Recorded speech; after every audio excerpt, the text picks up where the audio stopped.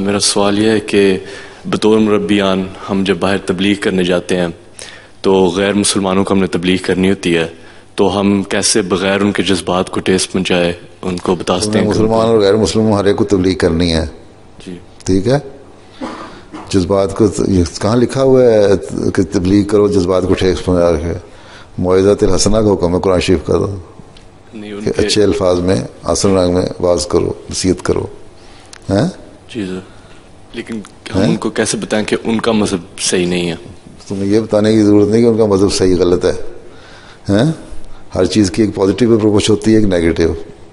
تم لوگ پہلے تو یہ دیکھو جس کو تم تبلیغ کر رہے ہو اس کا اپنا ایمان کیا ہے. ہیں تم بتانے دیکھو کہ احمدیت بڑی سچی ہے، تم سارے جھوٹے، یہ وہ کہے گا ہوں گے سارے جھوٹے، میں تو اللہ پہ یقین نہیں رکھتا، مجھے کیا اس سے. ہیں پہلی بات تو یہ ان کو بتاؤ اللہ ہے.